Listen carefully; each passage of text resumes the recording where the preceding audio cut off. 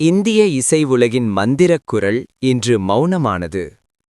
புகழ்பெற்ற பின்னணி பாடகி ஆஷா போன்ஸ்லே அவர்கள் 8 செப்டம்பர் 1933 அன்று மகாராஷ்டிர மாநிலத்தின் சங்லி நகரில் பிறந்தார்.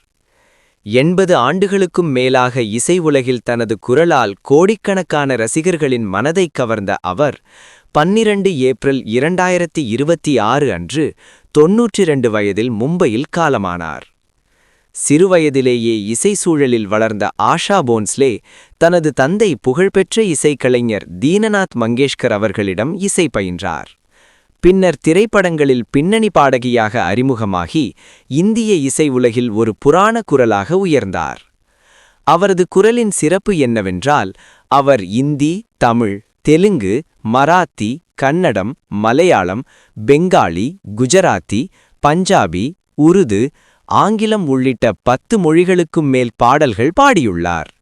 அவர் தனது வாழ்க்கையில் 12,000த்திற்கும் மேற்பட்ட பாடல்கள் பாடி உலக இசை வரலாற்றில் ஒரு பெரிய சாதனையை பதிவு செய்துள்ளார். அவரது தனிப்பட்ட வாழ்க்கையை பார்த்தால், ஆஷா போன்ஸ்லே முதலில் கணபத்ராவ் போன்ஸ்லே என்பவரை திருமணம் செய்தார். பின்னர் இந்தியாவின் புகழ்பெற்ற இசையமைப்பாளரான ஆர்.டி. பர்மன் அவர்களை திருமணம் செய்து கொண்டார். அவரது உடன்பிறந்தவர்களிலும் இந்திய இசை உலகின் மிகப்பெரிய குரலான லதா மங்கேஷ்கர் மேலும் உஷா மங்கேஷ்கர், மீனா மங்கேஷ்கர் மற்றும் ஹிருதய்நாத் மங்கேஷ்கர் ஆகியோர் குறிப்பிடத்தக்கவர்கள்.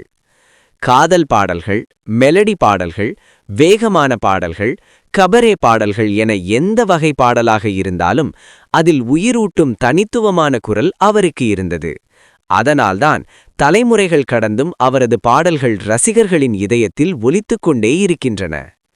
இன்று அவர் நம்மை விட்டு பிரிந்தாலும் அவரது குரலும் அவரது பாடல்களும் என்றும் அழியாது.